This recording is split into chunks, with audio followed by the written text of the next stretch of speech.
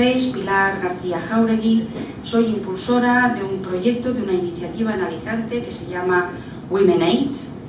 Pertenece al programa o forma parte del programa de Imagina Alicante Ciudadanos de Europa, que es una asociación de reciente creación también.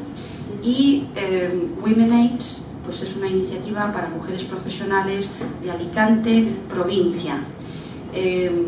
Muchos me preguntan por qué el nombre de Women Aid, y nosotros decimos que empezamos 8 mujeres alrededor de una mesa hablando y debatiendo qué podíamos hacer para crear sinergias, impulsar nuestros proyectos profesionales en Alicante. Y de ahí partió esta idea con 2 formas de actuación en principio para este año 2016. Una es las charlas coloquio, las conferencias, porque creemos que las mujeres profesionales saben mucho de lo suyo, están súper especializadas, pero debido a su doble agenda, muchas veces, o triple agenda, pues escasean de tener oportunidad de ampliar información y conocer temas de actualidad en entornos de ocio, donde ellas puedan también debatir, estar tranquilas y no tener que estar corriendo de un sitio para otro. Es decir, que combinamos información, acceso a la información para poder tomar decisiones más fundadas y al mismo tiempo tener la oportunidad a través de cenas, encuentros, almuerzos, extender nuestros contactos y relacionarnos e intercambiar estos contactos para poder llegar a mucha más gente y ampliar nuestros proyectos e iniciativas. Así que voy a dar paso a Cristina, porque os va a presentar al ponente, que es la pieza principal de nuestro encuentro hoy. Muchas gracias, Pilar. Bueno, hoy contamos, algunos de vosotros me preguntabais ¿por qué el Islam? Pues el Islam puede ser, ahí lo de lo que decía Pilar, el conocimiento, el contenido, el poder debatir, tener un conocimiento más profundo de lo que hoy en día en los medios de comunicación pues queda así a pinceladas. Tenemos el placer de contar con el profesor Ruiz Avellán, es doctor en Derecho, ha desempeñado su trabajo como profesor titular del Departamento de Sociología y de la Facultad de Económicas de la Universidad de Alicante y es autor de numerosos artículos y publicaciones de ciencia política, pensamiento y cultura. Un comunitarismo radical, el fundamentalismo islámico y la crisis del Estado y el mundo islámico, entre otros, y en la actualidad es profesor colaborador honorario del Departamento y vicepresidente de GEA, Grupo de Estudios de Actualidad. El tema que nos va a presentar, sin más preámbulos, si le parece al profesor Ruiz Avellán, una vez más agradecerle su presencia desinteresada en este acto. El formato, como bien sabéis, va a hacer su exposición de entre 20 y 30 minutos y luego pasar a la parte que queremos todos, pues, desarrollarlo de ese debate, de esa tertulia de intercambio de conocimiento. Bien, muchas gracias a ustedes por su presencia y también a Pilar y a Cristina por la invitación que me han hecho para introducir este tema del Islam, porque evidentemente hablar en 20 o 30 minutos de ese mundo es, por lo menos por mi parte, una audacia, pero bueno, yo creo que a lo largo de la exposición primero y del debate después, ¿se oye bien aquí? Acércalo un poquito sí, más. Sí. A través de la exposición que pienso introducir y luego del debate que tengamos, pues se aclararán algunos puntos que probablemente no están demasiado claros en la opinión pública en estos momentos. Bien, el Islam, como ustedes saben perfectamente, es una religión relativamente moderna, más moderna que el judaísmo y el cristianismo, puesto que su predicación por el profeta Mahoma, como decimos en castellano, o Mohamed, como dicen los islámicos o los musulmanes, que se inicia a partir del año 610 y sobre todo toma impulso a partir de la llamada Égira en el año 622, siempre después de Cristo. Esta religión fundamentalmente forma parte de lo que tradicionalmente se conoce como una de las religiones del libro.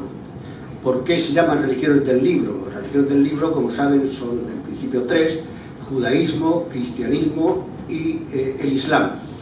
Se llama Religiones del Libro porque las tres, en principio, aunque ahora haré algunas salvedades, fundamentan su doctrina en libros inspirados por Dios, o en el caso del Corán incluso, digamos, recitado directamente por Alá, como ellos llaman a Dios, a través del arcángel San Gabriel.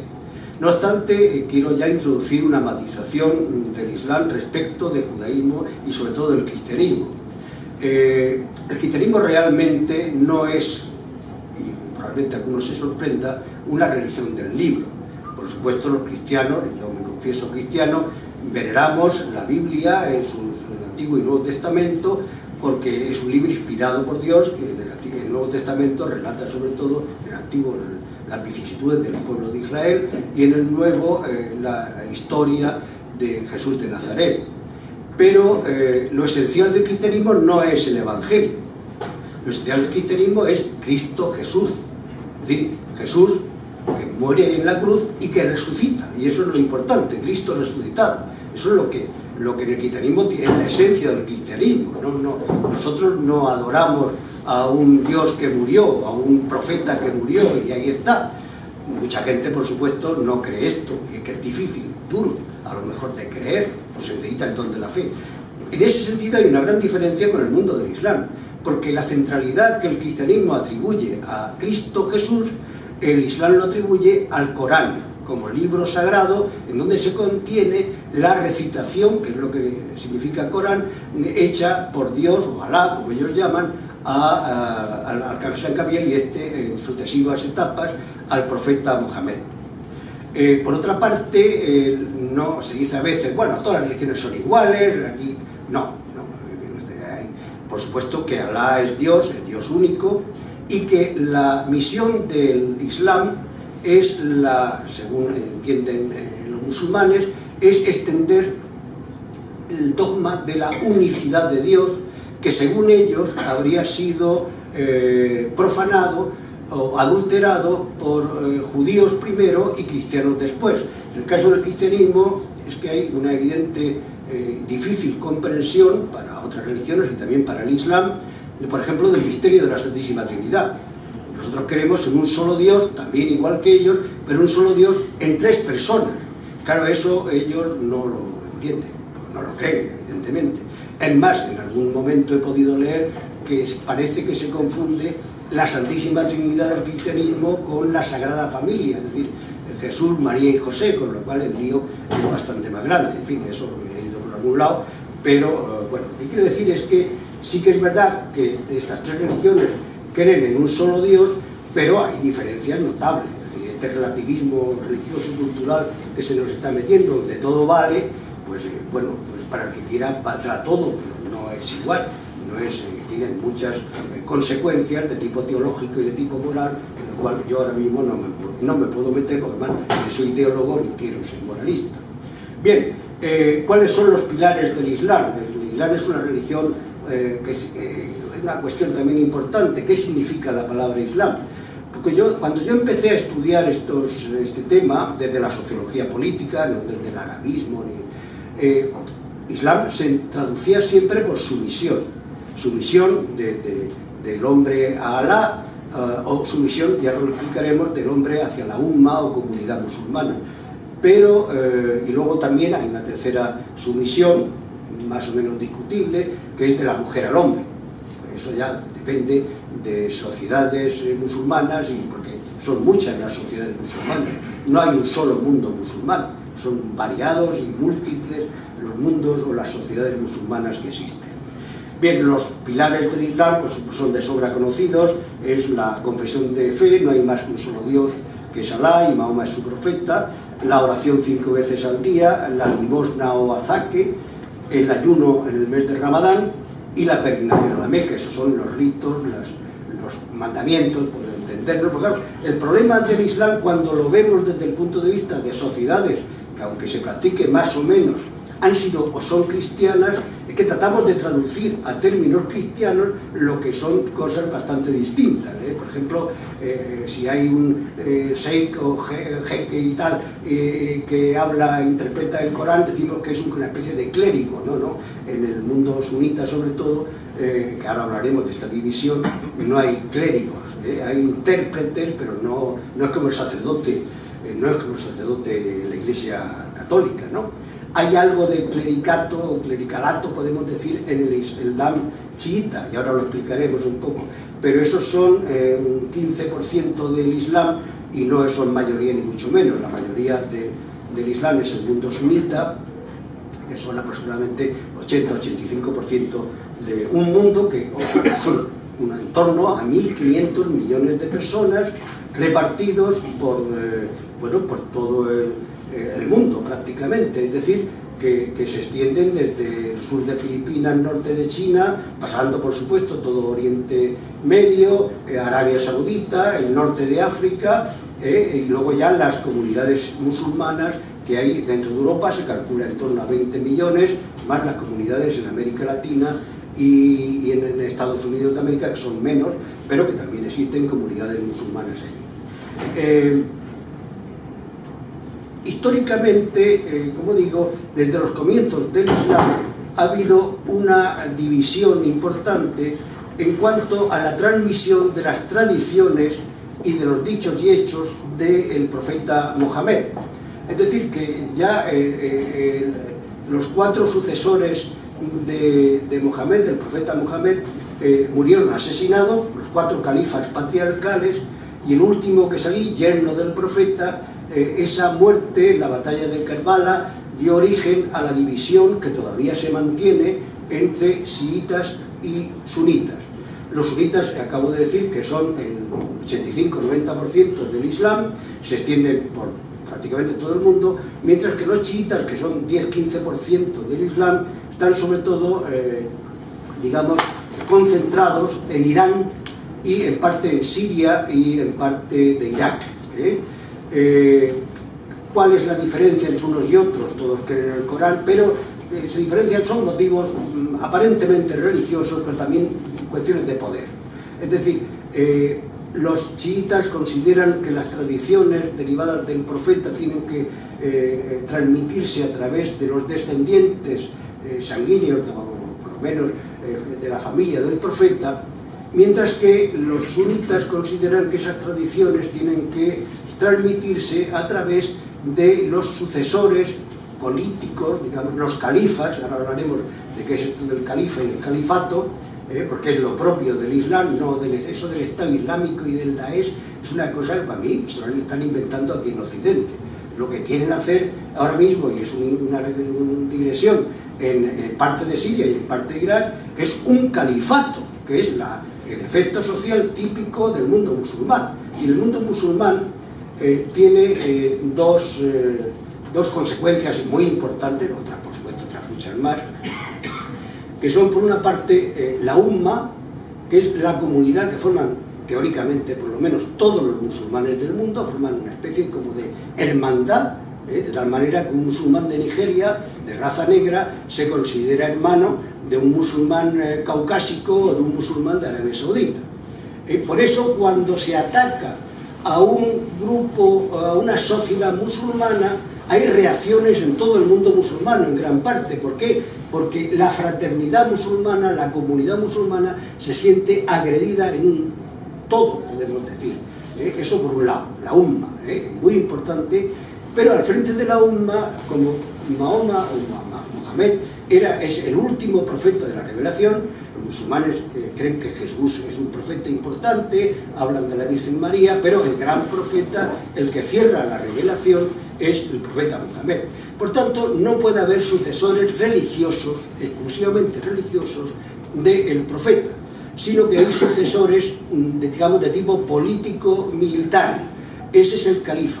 El califa es el vicario, el sucesor, de alguna manera, pero no en el sentido religioso, sino en el sentido de defensor de la comunidad musulmana. De tal manera que cuando la comunidad musulmana se siente agredida, es el califa, a través del califato, de la institución del califato la que tiene que defender esa comunidad musulmana. Califas ha habido muchos a lo largo de la historia del Islam, desde la familia de los omeyas, que un califato que establecieron también en Córdoba, los abasidas, luego vino los sultanes egipcios que heredaron el califato, luego ya el imperio turco, que estableció el califato o detentó el califato hasta las consecuencias de los tratados de Versalles, de la Primera Guerra Mundial, del fin de la Primera Guerra Mundial, de tal manera que cuando Turquía es derrotada, entonces ya quieren establecer un país laico, cosa que Erdogan en estos momentos intenta darle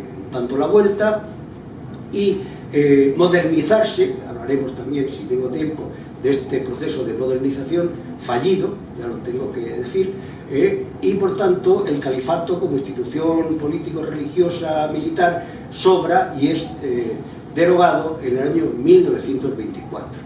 Pero esto deja una nostalgia en el mundo del mundo musulmán, nostalgia que cuando en cuanto se puede inmediatamente salta otra vez, ¿no? Bueno, por tanto, hemos visto estas dos cuestiones, chiitas y sunitas, la umma por otra parte y el califato por otra, y en este momento al-Baghdadi, en la parte de Siria y de Irak, está implantando un califato que es, aquí le llaman Estado, pero es que la palabra Estado es que como somos tan occidentales, queremos trasplantar a Oriente lo que son palabras nuestras.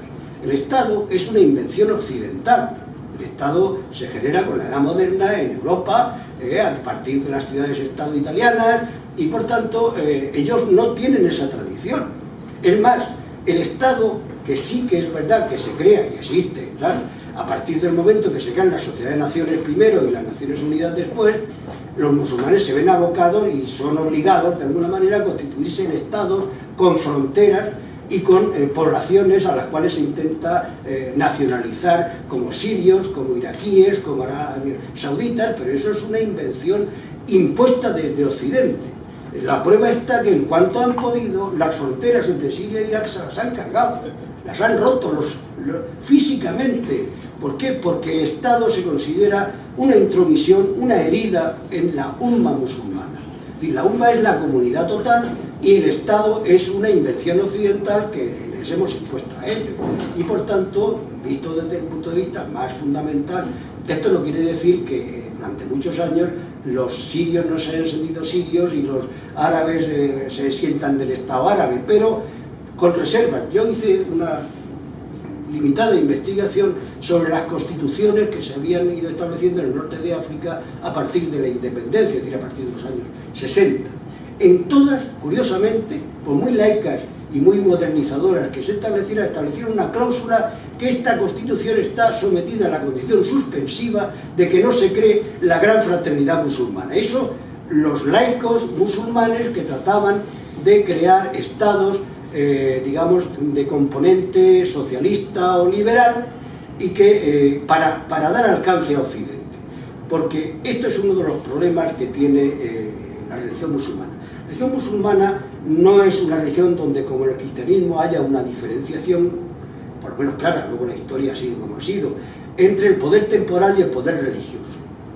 El dar al César lo que es del César y a Dios lo que es de Dios, que está en el Evangelio, esto está muy claro. Luego la historia, la media, tal, el Papa, el Emperador, bueno, eso no vamos a hablar ahora mismo de esto porque sería no acabar. Pero en el mundo musulmán el Corán no establece esas diferencias. Es decir, política y religión van unidas, van absolutamente unidas, como la moral, todo es un todo. El Corán es un libro que abarca la vida del musulmán desde que nace hasta que muere, en todo, y más allá después de la muerte, con el paraíso de las huríes y toda esta historia, ¿no?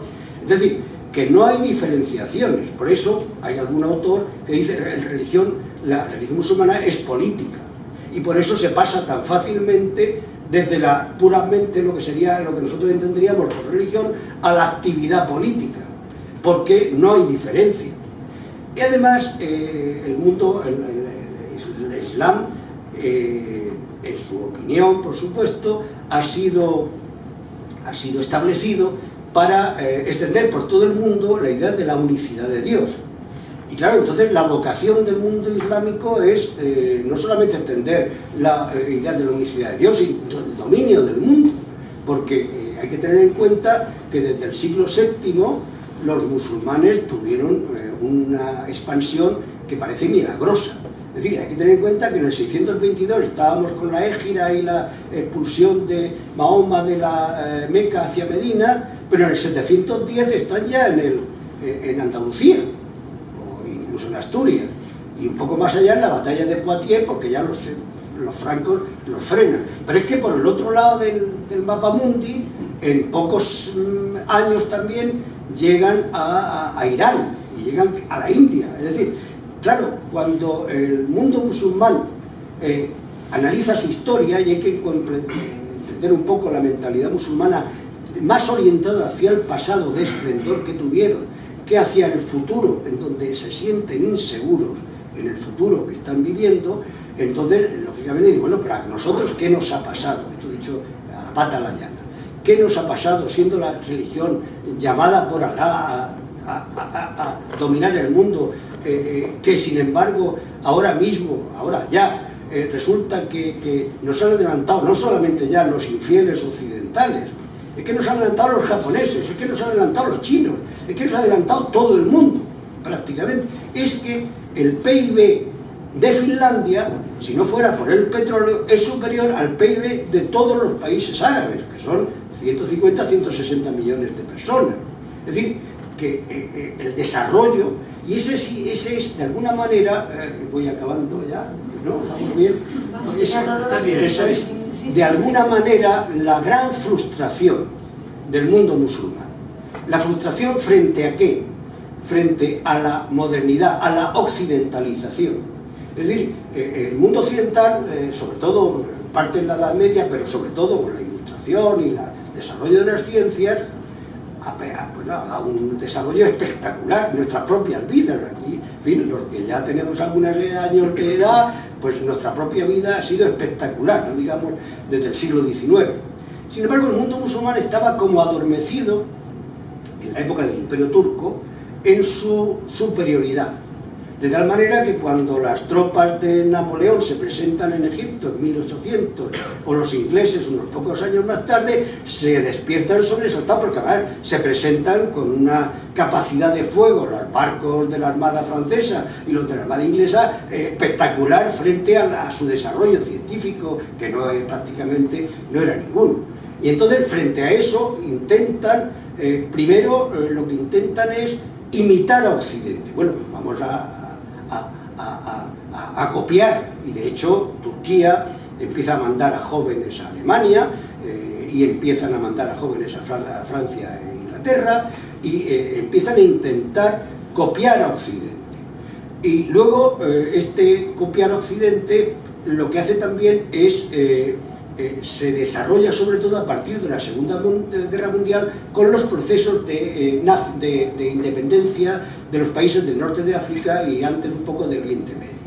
Y todos tratan de copiar las sociedades occidentales, estableciendo empresas llave en mano, en Argelia, estableciendo el socialismo tal, con base más o menos islámica, pero sobre todo laico. Es decir, el Islam queda un tanto apartado durante esos años. La mujer, por supuesto, el velo desaparece en Egipto y en una gran parte del mundo islámico, es decir, sobre todo en la parte de ciudades modernas, ¿no? En las montañas y por ahí los desiertos, pues siguen viviendo sus tradiciones tribales. Pero ¿qué pasa? Pues que todo esto ha sido un gran fracaso. En fin, los países musulmanes en general, aunque hay que hacer matices, porque probablemente, hombre, si nos vamos a Hong Kong, bueno, Hong Kong no, quiero decir Singapur, que hay mucho musulmán, Indonesia es el país más grande musulmán, pero están con grandes carencias en materia de educación, en materia de industrialización, en materia de muchas materias. Entonces, ese fracaso, de alguna manera, les ha hecho volver a sí mismos y decir, ¿qué nos ha pasado y quién tiene la culpa de esto? Tengo que decir que la capacidad autocrítica del mundo musulmán es bastante limitada. De hecho, como anécdota diré que cuando aquel grupo de árabes, de sauditas sobre todo, tomaron los aviones aquellos secuestrados y los estrellaron contra las Torres Gemelas de Nueva York, la mayoría de la prensa, mucha prensa árabe sobre todo, decía que la culpa era de los judíos y que habían dicho que había judíos que no habían ido a trabajar ese día, tal y cual. Claro, es decir, la capacidad de echar la culpa a Occidente de todo lo que les pasa a ellos, lo cual no quiere decir que Occidente no tenga culpa, ojo, tampoco quiero decir eso, pero bueno, en fin, la capacidad autocrítica del mundo musulmán es bastante limitada. Entonces, ante esa frustración, ¿qué pasa? Pues que dicen, bueno, tenemos que volver. ¿Dónde hemos sido importantes en el mundo? Pues hemos sido importantes en el mundo en la época de los imperios, en la época del califato. Pues hay que volver a cumplir literalmente el Corán. Es decir, esto es digamos, un castigo de Alá. Es una interpretación, en fin, ya me comprenderán. Es un castigo de Alá porque no hemos sabido, nos hemos apartado de él, hemos establecido sociedades con jefes laicos y tal. Y si volvemos a un cumplimiento rigorista, o literal, más que rigorista, del Corán y de lo que nos dice el Corán y de sus tradiciones, el mundo musulmán será otra vez, volverá a tener la bendición de Dios, de Alá, y por tanto volveremos a cumplir la misión que nosotros tenemos en el mundo. Y esto es, ahí está la razón, básicamente, como dicen los psicólogos, toda frustración genera agresividad. Y ahí tenemos esa reacción, que es una reacción defensiva. Es decir, si nuestras sociedades, más o menos cristianas, están sufriendo el impacto importantísimo de la secularización y de la globalización, de tal manera que las tradiciones y las costumbres que hemos tenido hasta hace 10 años, 15 años, están probablemente disolviéndose, no me digan nada, y nosotros somos la matriz de la modernidad, es occidental, es decir, esto es un hijo espúreo, lo que estamos tal, es un cristianismo que se ha vuelto loco, una secularización, digámoslo así, del cristianismo. Lo de la posmodernidad ya es más complejo, ya ahí es como el cohete que se despega de la cláusula, de la nave espacial, y eso ya parece que va por otras líneas, ¿no? Pero bueno, en principio hablamos de la occidentalización y de la... Bien, pues entonces lo que queda es la reacción defensiva. Y la reacción defensiva, cuando se es débil, no se va con ejércitos. Cuando se es débil, se va con terrorismo. El terrorismo, en el fondo, es una reacción del débil frente al que consideran más fuerte.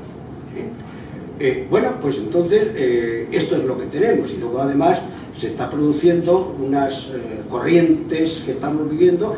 Es decir, este año Alemania ha introducido refugiados con comillas, porque ahí no se sabe lo que entra.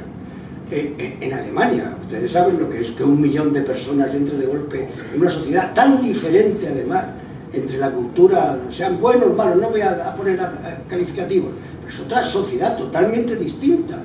Y si antes ya los alemanes con los turcos, o los ingleses con los pakistanos y los musulmanes, los árabes, tal, o los franceses con los argelinos y marroquíes, en España todavía no tenemos grandes problemas porque tenemos la primera generación de musulmanes, ahora ya estamos a punto de tener la segunda, pero en Inglaterra y en todos estos sitios tenemos la tercera generación, y eso provoca choques de identidad.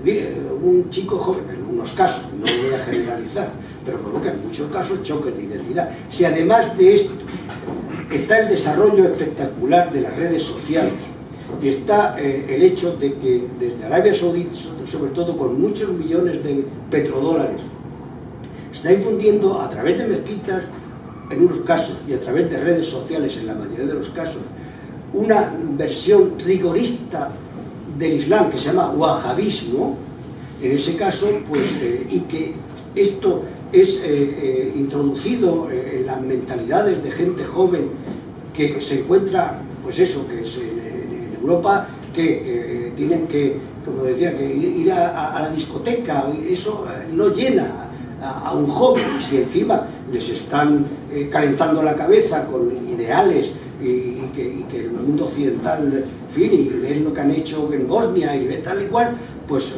pasa que una minoría se radicaliza y o se va a luchar a los países de estos del califato, o se queda aquí y provoca los resultados que estamos viendo. ¿Tiene esto solución? Pues desde luego no a corto plazo. Aquí en Occidente queremos que las soluciones, como decimos, queremos pisos ya. Pues mire usted, no. Esta solución no existe. No existe tampoco la posibilidad, en mi punto de vista, sería un error gravísimo, que los Estados Unidos, no digamos Europa, porque Europa, los europeos, somos como somos. Y queremos que cuando tenemos problemas que los Estados Unidos saquen a sus chicos de Arkansas o de Iowa ahora y que vengan aquí a morir. Pero nosotros, cuidado, nosotros no, que no nos toquen a nuestros hijos, porque las mamás y los papás europeos, que somos 500 millones de europeos, que un niño nuestro vuelva muerto ni de broma. Pero es que además, aparte de eso, aparte de que los americanos ya no están por esa labor, el enemigo de los norteamericanos en este momento es más China que el mundo islámico, con las nuevas técnicas del petróleo, aunque está muy bajo ahora porque las técnicas nuevas del petróleo en Estados Unidos han hecho que sean autosuficientes, es decir, ya no necesitan de nadie, son absolutamente autosuficientes en materia energética.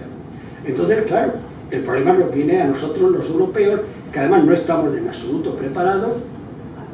El multiculturalismo, que es una teoría que se extendió y tal, en opinión de muchos políticos, como la señora Merkel y algunos políticos ingleses, ha fracasado. Si queréis hablamos de esto del multiculturalismo un poco, o lo que sea. Y bueno, la solución está mucha policía o servicios de investigación, cortar la solución a largo plazo, cortar las redes de financiación, procurar que los países como Arabia Saudita y los Emiratos, algunos de cuyas familias líderes financian estas redes y esta difusión de la doctrina wahabita, pues vean en necesidad de cortar esas redes de influencia y que Dios nos coja confesados. Es lo que puedo decir. Muchas gracias por su atención.